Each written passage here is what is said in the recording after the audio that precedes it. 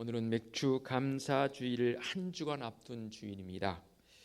여느 때 같으면 오늘 말씀은 맥주 감사주일에 설교해야 할 말씀입니다. 그러나 올해는 한 주간 먼저 이 맥주 감사주일 설교를 준비해서 선포합니다. 현대적 맥주제를 지킨다는 게 어찌 보면 구약적 관점이나 농경사회일 때의 모습과 비교했을 때는 조금 많이 다를 수 있습니다. 그러나 저는 기어코 이 맥주제를 지키는 이유는 우리의 해이해진 마음들, 또 우리의 입술을 통해서 더 많이 우리 하나님 앞에 고백되어지기를 원하는 마음으로 이 맥주제를 지키고 있습니다. 성도들 한 주간 동안 기도로 지난 시간들을 돌아보면서 더 많이 감사로 준비하는 성도들의 삶이 되었으면 좋겠습니다. 현대 사회를 스트레스 사회라고 말들 하지요. 여러분도 스트레스를 많이 받는 줄 압니다. 스트레스의 명약이 있습니다. 혹시 그것이 무엇인지 아십니까?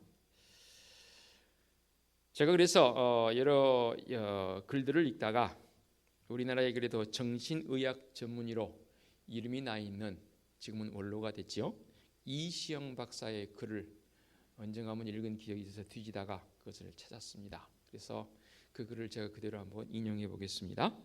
이 이시영 박사께서 이런 제목을 붙여서 글을 썼더라고요. 스트레스의 명약이 있습니다 라는 그 제목을 잡고 글을 썼는데 그대로 한번 읽어드리겠습니다. 정신의학에서는 스트레스의 대가라 하면 한스 셀리라는 분을 듭니다. 그분은 1958년 스트레스 연구로 노벨 의학상을 받았습니다. 캐나다 사람인데요, 이분이 고별 강연을 하는 하버드 대학에서 있었던 일입니다. 이시영 박사가 아마도 그 당시에 이 하버드 대학에서 공부를 했던 것으로 보여집니다. 아니면 강연을 갔던지요. 제가 그때 마침 그 대학에 있어서 정말 아주 감동적인 강연을 들었습니다. 하버드 강당에는 백발의 노 교수들이 빽빽이 들어섰습니다. 강연이 끝나자 기립박수도 받았습니다. 이시영 박사가 아니고 이 강연을 했던 한스 셀리라는 그 박사 말입니다. 강연이 끝나고 내려가는데 웬 학생이 길을 막습니다. 그리고 이렇게 묻습니다. 선생님, 우리가 스트레스 홍수 시대를 살고 있는데 스트레스를 해소할 수 있는 비결을 딱 한 가지만 이야기해 주십시오 라고 묻자, 그러자 이 한스 셀리 박사가 이렇게 대답했다고 합니다. 영어입니다. appreciation. 영어권에 굉장히 자주 쓰는 단어입니다. 땡큐 버금가게 많이 쓰는 단어입니다. 이것은 예의를 좀 갖추어서 표현하는 표현인데요, 감사합니다라는 그 표현입니다. 딱 한마디, appreciation. 이 말 한마디에 장내는 물을 끼얹은 듯 조용해졌습니다. 여러분, 감사만큼 강력한 스트레스 정화제도 없고 감사만큼 강력한 치유제도 없습니다. 제 글 아닙니다. 지금 이시영 박사의 글입니다. 종교인이 장수하는 이유 중 하나는 그들은 범사에 감사하기 때문입니다.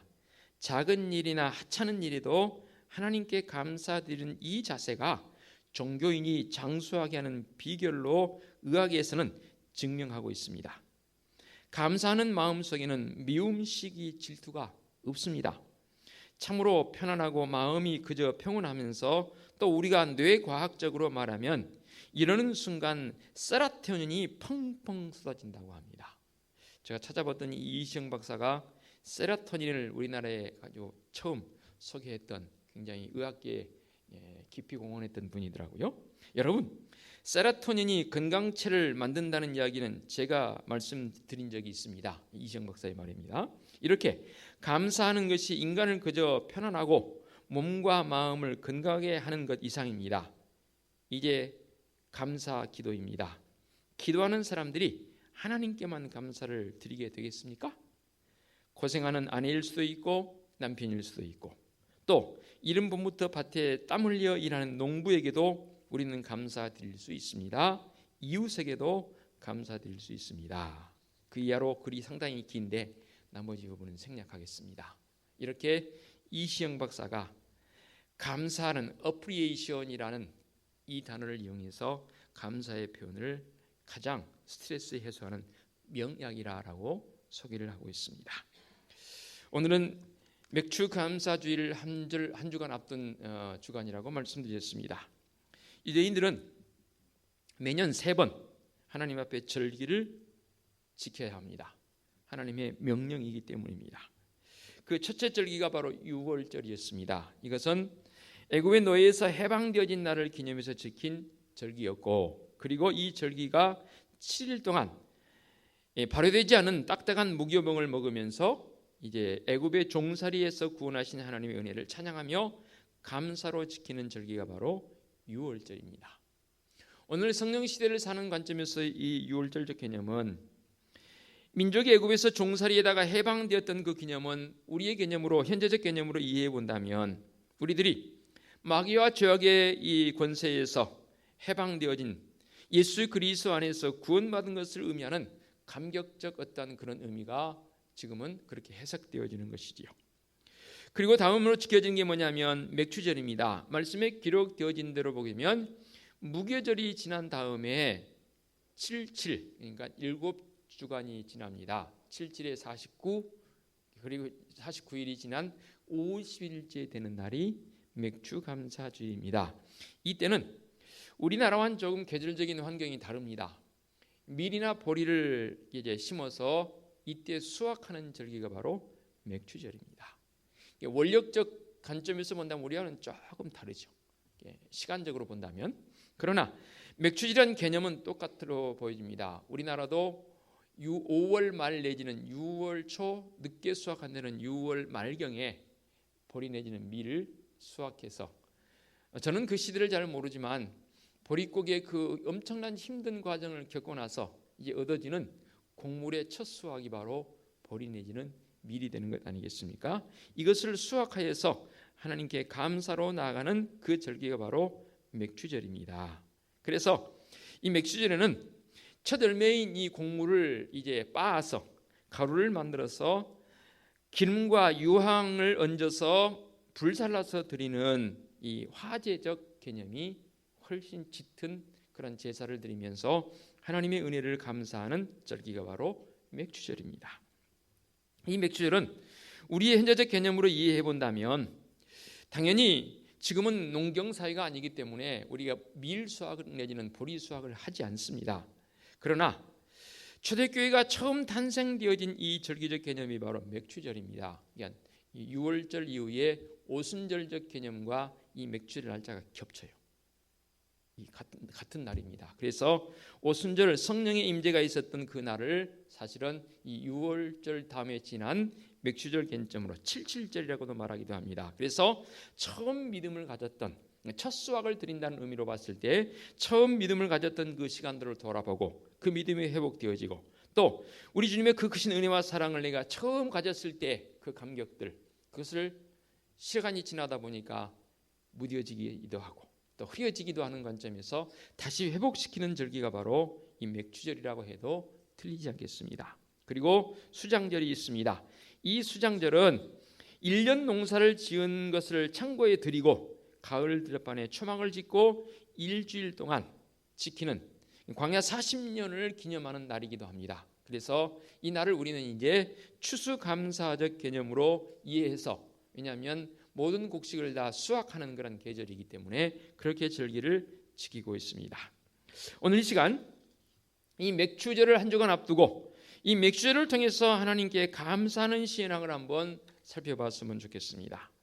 맥추감사절은 하나님의 크신 은혜를 기억하는 날이라고 그렇게 여러분 마음속에 다짐을 하시면 참 좋겠습니다. 그리고 말씀을 통해서 여러 군데에서 신명기 말씀 16장 15장 또 여러 부분에서 오늘 출애굽기의 말씀을 통해서도 맥추절을 지키라라는 명령이 주어지는 것을 보입니다. 이 맥추감사절이란 그동안 우리가 받은 하나님의 은혜를 잊지 아니하고 기억하며 하나님께 감사로 영광을 돌리는 은혜가 있더라, 그 말입니다. 오늘 이 시간 우리를 사랑하시고 보호하시는 하나님의 은혜와 사랑을 기억하고 감사하는 그런 성도들 되시기 바랍니다. 그러면 감사가 뭐예요?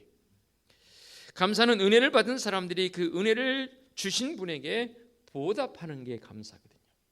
그게 언어적 표현도 되겠고 때로는 물질로 드릴 수 있는 경우도 되겠고 어떤 분들은 또 마음도 드리는 그런 경우들이 감사인데, 그래서 제가 이 감사라는 말을 한자용어로 한번 찾아봤습니다.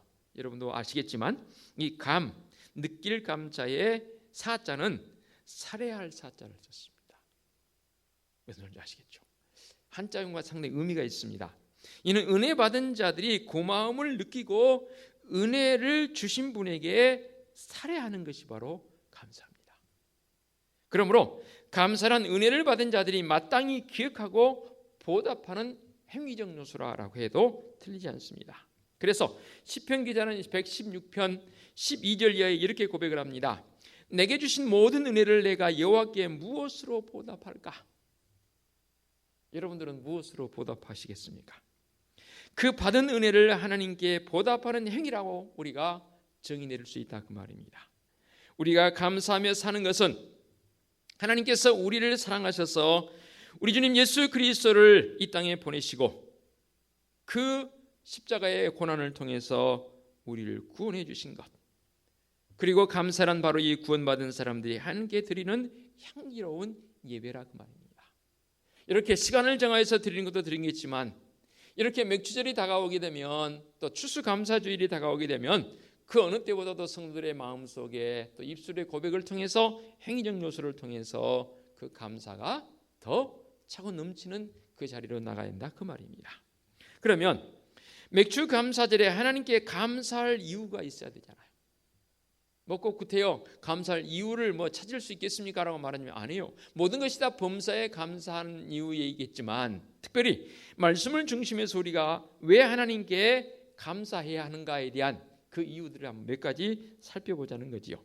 당연히 햇빛과 공기와 비와 또 우리에게 주신 은혜와 건강, 자유 등등 여러 가지 것들을 생각하면 감사할 수 있는 것은 너무나 당연한 일입니다. 그러나 이것보다 더 깊이 있게 우리가 감사해야 할 것은 믿음을 주신 것 아니겠습니까? 하나님의 자녀가 되게 해주시고 회개할 수 있다는 것, 회개할 때 용서해 주신다는 것, 또 회개할 때 성령을 우리에게 주셔서 성령 하나님으로 말미암아 하나님을 느끼게 한다는 것. 그래서 범사에 감사하라 말씀했는데요. 에이브라함 링컨이라고 미국의 대통령 알지요? 그분이 이런 고백을 했었더니 한번 인용을 해봅니다. 감사할 줄 아는 사람에게는 발전이 있다라는 말을 했더라고요. 이게 무슨 뜻인가 했더니 이런 의미가 있습니다. 감사하는 사람들은 그 생각 자체가 긍정적으로 바뀔 수 있습니다. 그러기에 긍정적인 사람은 발전하게 되어 있습니다. 성도들이 삶을 은혜 가운데로 잘 가꾸어가는 사람들의 모습을 보게 되면 그 비결은 비단 조금 전에 소개했던 이시영 박사의 어프리에이션이란 그 말을 구태여 이용하지 않아도 우리는 하나님 앞에 감사하는 마음을 갖는다는 것. 맥주절은 첫 열매를 하나님께 드리며 감사하는 절기라고 그랬습니다. 지금 우리들이 농사를 짓지는 않지만 이 첫 열매를 하나님께 드리는 마음으로 감사의 예배의 자리로 나오는 성도적 삶이 되어야 할 것인데, 우리가 왜 감사하는가? 이후 말씀을 통해서 몇 가지 나눠봅니다. 간략간략하게 한번 요약해 보겠습니다. 먼저 이 감사는 하나님의 명령입니다. 우리 남자분들은 특별히 군 생활을 해봐서 잘 알지요. 명령에는 절대 복종만 있습니다. 아니오라는 말이 있을 수 없습니다. 군대 체계 속에서 그냥 하나님과 우리의 관계가 군대는 아니지만 우리 하나님께서 감사절을 지키라라고 말씀하고 있습니다. 오늘 14절 15절 말씀 제가 한번 다시 보겠습니다. 너는 매년 3번 내게 절기를 지킬지니라 라고 말씀하고 있습니다. 그래서 너는 무교병의 절기를 지키라. 내가 내게 명령한 대로 아비월에 정한 때에 이래 동안 무교병을 먹을지니 라고 계속해서 말씀하고 있지 않습니까? 여기서 절기는 감사절을 말하는 것으로 절기 때마다 하나님의 은혜를 생각하고 감사라는 명령입니다. 맥주절을 지키라는 것도 하나님의 절대적 명령입니다. 여러분이 하나님의 은혜를 깨닫고 감사하며 살아간다는 것, 하나님의 명령입니다. 그런데 사람들은 자꾸만 이 명령에 귀 기울이지 않아요. 그 명령보다 앞서는 게 뭐냐면 내 생각이에요. 절대로 명령에는 어떤 토를 달 수가 없습니다. 달아서도 안 됩니다. 달릴 수가 없습니다. 하나님의 명령이라는 것 마음속에 기억하시면서, 그리고 계속해서 말씀에 이렇게 표현을 합니다. 왜 우리가 하나님 앞에 이렇게 맥주 감사로 나가는 것인가? 먼저 수고, 곧 일할 수 있다는 것에 감사해야 합니다. 오늘 우리 주신 말씀 가운데 16절에 수고라는 말이 2번이나 나옵니다. 맥주절을 지키라. 이는 내가 수고하여 밭에 뿌린 것에 첫 열매를 거두미니라. 수장절을 지키라. 이는 내가 수고하여 이룬 것을 연말에 밭에서부터 거두어 저장함이라. 수고하여라고 했습니다. 이 수고라는 말이 지난 시간에도 제가 말씀을 드렸지 않습니까? 일을 하느라고 힘을 들이고 애를 쓴다는 사전적 의미를 가지고 있습니다. 그러나 사전적 의미의 이상은 믿음의 성도들의 삶 속에서는 사실 이 수고는 처음 에덴에서 아담과 하와가 타락한 이후에 추방되어지면서 주어지는 형벌이기도 합니다. 네가 수고해야 먹을 것이라 했지 않습니까? 형벌이긴 해요. 그러나 그 형벌적 개념을 좀 더 우리가 발전시켜서 형벌이기는 하지만 그럼에도 불구하고 우리가 그 수고를 아끼지 않은 삶, 이게 바로 성도적 삶에 있어서 감사의 가장 기본이더라고 말입니다. 정말로 내가 하나님의 은혜를 깨닫고 감사하며 살아가는 것은 하나님의 명령 속에 주어지는 이 수고의 모습 절대로 아끼면 안 됩니다. 영적으로 육적으로 건강한 사람은 가만히 보니까 수고를 아끼지 않더라고요. 달리 말하면 부지런하더라고 말입니다. 자꾸만 사람들은 이 시대 탓하고 정부 탓하고 남 탓합니다. 오늘 말씀에 기록되어진 수고는 밭에 뿌린 열매를 거두기 위해서 씨를 뿌리는 것부터 시작해서 열매를 맺고 가꾸고 곡식을 수확하는 데까지 얻어지는 그 부지런함, 그 수고를 여기서 말합니다.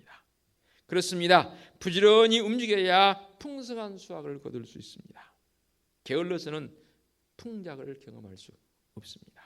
그러므로 믿음의 성도들의 삶에 주어진 여건들을 여러분 잘 활용하셔서 정말로 수고하는 그 모습이 반드시 따라와야 합니다. 이렇게 수고를 했더니 놀라운 은혜입니다. 16절 다시 봅니다. 하반절에 내가 수고하여 라는 이 표현이 있습니다. 이룬 것을 연말의 밭에서부터 거두었다라는 표현이 있습니다. 거두어들임의 이 기쁨은, 그 감사는 말로 표현할 수 없지요. 농부들에게 있어서 거두어들임은 정말로 열심히 파종해서 잘 가꾸어서 그것을 이제 거두는 그 기쁨, 수확의 기쁨, 얼마나 큰 기쁨인지 모릅니다. 참으로 그 여름 더운 날에 땀 흘리며 가꾸었던 그 보람도 있지요. 아니나 다를까 가꾸지 않은 사람을, 수고하지 않은 사람들은 그 수확물이 풍성하지 않습니다. 그래서 거두어 들임에 대한 부분은 가장 큰 기쁨이지요. 현대사회 속에서 우리는 농사하지 않지만 우리의 생활 속에서 우리는 매일 또는 한 주간 속에서 또는 한 달 또는 1년을 돌아볼 때 그때 순간순간마다 우리 하나님께서 우리에게 거둘 수 있는 그 감사의 은혜를 주시더라고 말입니다. 여러분이 거두었습니까? 지금 이렇게 이 자리에 앉아 있는 거 아니에요? 하나도 거두지 않았다면 어찌 이 자리에 앉아 있으면 좋겠습니까? 내가 거두어 드렸다는 게 너무너무 감사한 일이죠. 계속해서 거두어 드렸을 뿐만 아니라 저장함의 은혜가 있습니다. 이 저장은 조금 깊이 있게 살펴봐야 할 부분이기도 합니다.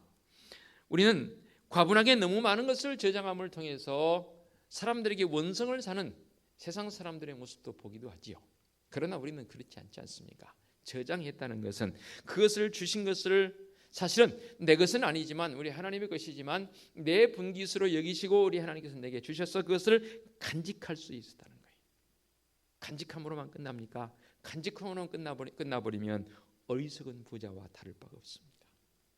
우리는 저장한 것을 가지고 먼저는 하나님 앞에 영광 돌리는 귀한 것으로 쓰임바 되어져야 하고, 그리고 우리 이웃을 향해서도 이 저장한 것을 나눌 수 있는, 당연히 우리 먹고 마시는 것은 그 저장하는 것을 통해서 하지요. 그래서 하나님께 영광이요, 이웃들에게는 조금이라도 나누어 줌을 통해서 하나님의 큰 역사를, 영광을 드러낼 수 있는 성도적 삶을 산다는 건 너무나 귀한 일이라고 보여집니다. 이렇게 저장할 수 있다는 것, 제가 우화를 말씀드리지 않아도 이솝 우화 중에서 개미와 배짱 이야기 여러분 잘 아시죠? 제가 자주 예를 들었습니다. 열심히 수고하고, 그렇지만 수고하는 그 개미들을 바라보면서 조수하는 마음으로 노래만 부르고 노는 배짱이 너무나 비교를 했지 않습니까? 수고했을 때에 거두어들임의 기쁨과 그리고 저장할 수 있는 기쁨이 있습니다. 단순한 저장으로만 생각하지 마시고요. 이 저장은 하나님을 위해서 또 이웃을 위해서 쓰일 수 있는 귀중한 것이라는 겁니다. 마지막으로 우리 주님 말씀하십니다. 이 말씀을 통해서 성도들에게 빈손으로 주님 앞에 나오면 안 된다라고 했습니다. 15절 다시 볼까요? 그날에 네가 애굽에서 나왔음이라 빈손으로 내 앞에 나오지 말지니라. 말씀을 좀 깊이 있게 해석할 필요성이 있습니다. 빈손으로 주님 앞에 나오지 말라고 하니까 부담이 갑니다. 그렇죠? 그러나 부담 갈 때는 저는 가도 된다고 봅니다. 빈손으로 내 앞에 나오지 말지니라 하는 이 말씀을 좀 원어적 관점으로 한번 해석을 해보도록 하겠습니다. 내 앞에 빈 채로 비어서 나타나지 말라라는 직역인데요, 여기서 빈손이라는 이 원어적 개념은 뭐냐면 여러 가지 뜻이 있더라고요. 공허하게, 쓸데없이, 헛되이라는 그런 뜻을 가지고 있습니다. 다시 말씀드립니다. 빈손이란 말은 공허하게, 쓸데없이, 헛되이라는 이 뜻과 함께 그 다음에 보이다라는 말은 무슨 말이냐면 이것도 여러 가지 뜻이 있습니다.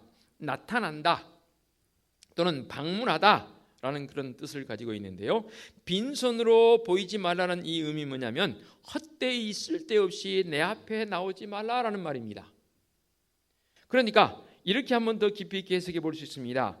아무런 의미 없이 하나님의 성소를 찾지 말라는 겁니다. 의미 없이 성소를 찾지 않은 사람이 어디 있겠습니까? 다 의미가 있으니까 이전에 나오신 거 아니겠어요? 그러나 더 깊이 있게 살피면 이런 뜻이 됩니다. 즉 우리는 예배함이 타성에 젖을 가능성이 있습니다. 우리 인간은 누구든 그 일이 계속해서 반복되어지게 되면 타성에 젖어버립니다. 그래서 그걸 영어로 매너리즘이라고 하죠. 그냥 타성에 젖어서 그냥 흐름대로 따라가는, 어떨 때는 마지못해 따라가 버리는 그런 형태도 있지요. 내 의지와는 좀 상관없는 그런 형태로 개성의 타성에 젖어서 살다 보니까 별 의미가 없어요. 그러니까 그 모임에 대해서 또는 그 일들에 대해서 별로 마음이 안 가요. 예배도 충분히 그럴 수 있다 그 말입니다. 정말로 감격 속에서 주님 앞에 나와 매 순간순간 예배하는 성도적 삶이 된다는 것은 우리 믿음의 성도적인 최고의 기쁨입니다. 그런데 언제부터인가 이 신앙생활도 예배하는 일도 타성에 젖어버립니다. 그래서 빈손으로 나오지 말라는 말은 재물적 물질적 개념으로 하나님께 드림도 드림이겠지만 우리의 마음속 깊이에서부터 정말로 하나님을 향해서 헛되이 의미 없이 공허하게 하나님께 나오는 것이 아닙니다. 의미 있게, 쓸데 있게 주님 앞에 나와 예배하는 행위적 요소, 그게 바로 특히 절기를 통해서 이것을 깨우칠 수 있는 성도적 삶을 산다는 건 너무나 귀한 일이지 않겠습니까? 우리 하나님께서는 먼저 우리의 마음을 받으실 줄로 믿습니다. 마음이 하나님께 드려지게 될 때 내가 가진 것 중에서도 그것에 대해서 조금도 인색함이 없어지더라고요. 이상해요. 마음이 안 가면 물질도 안 가요. 그래서 제가 요즘 좀 느낀 게 뭐냐면 어느 분이 또 그런 고백도 하더라고요. 자녀들이 100만 원 달라면 쉽게는 아니지만 줌에 있어서 아깝다는 생각이 별로 안 들어요. 그렇죠. 예를 들면 근데 부모가 100만 원 달라면 어때요? 한번 망설여집니다. 저만 그런가요? 이상해요. 왜 그럴까요? 물론 안 믿는 사람도 그런 표현을 써서 내리사랑이라고는 합니다. 내 마음이 훨씬 더 자녀들에게 가 있다는 증거입니다. 그렇죠? 내 마음이 하나님께로 가 있으면 그 사람 충분히 하나님께 드립니다. 우리의 마음을 물질로 담아서 하나님께 드리는 것도 되겠지만 주님의 십자가가 내게 있어서 감사함이 되어지는 성도적 모습, 어떤 상황에서도 주님의 십자가를 묵상하니까 감사의 고백이 나올 수밖에 없는 신앙적 모습. 내 삶의 자리의 여건이 어렵고 힘들수록 주님의 십자가 더 많이 묵상해야 합니다. 이렇게 십자가 묵상하고 있다 보면 나도 모르게 내 입에서 감사의 소리가 나오게 되더라고요. 다른 분도 경험해 보겠지만 저의 경험입니다. 상황이 좋아졌다고 해서 우쭐해하거나 교만하지 않습니다. 상황이 여의치 않다고 해서 낙심하거나 절망하지 않습니다. 왜냐하면 내 안에 주님의 마음이 있거든요. 사람들은 코로나19를 통해서 다들 아이고 죽겠네, 아이고 죽겠네, 아우성입니다. 여러분도 덩달아서 하시겠습니까? 그렇게 하시겠습니까? 예, 물론 평범했을 때보다 우리 손에 쥐어진 것은 그때와 비교해 본다면 더 적을 수 있어요. 그러나 엄밀히 말한다면 그 전이나 지금이나 내게 주어진 것들이 다 내 것이던가요? 그 마음을 가진다면 우리는 불끈 주먹 쥐고 아무것도 가지지 않고 이 땅에 모태에서 태어났습니다. 그리고 마지막 하나님 나를 부르실 때는 다 펴버리고 갑니다. 그 과정 속에서 움켜잡으면 뭘 얼마나 움켜잡으시겠습니까? 정말로 내 마음이 하나님께 온전한 감사적 모습으로 나간다는, 그리고 그것을 잊어버렸다면 최소한 이 한 주간만큼이라도 그 마음을 가지고 한 주간 준비하시고, 그리고 오는 주일에 맥주 감사절을 통해서 하나님 앞에 더 많은 감사의 고백이 있는 성도적 삶이 되어주시기를 부탁드리겠습니다. 기도합니다. 거룩하신 아버지 하나님, 맥주 감사주일을 한 주간 앞두고 우리가 진정한 감사의 고백을 드리기를 원합니다. 딱 한 주간, 하루만 감사가 아니고 우리의 매사의 삶이 감사해야 할 때인데, 특별히 이 한 주간 동안 맥주 감사주일을 준비하면서 더 많은 감사의 고백이 있는 사랑하는 성도들의 그 놀라운 삶이 되게 하여 주시옵소서. 예수 그리스도의 이름으로 기도하옵나이다. 아멘.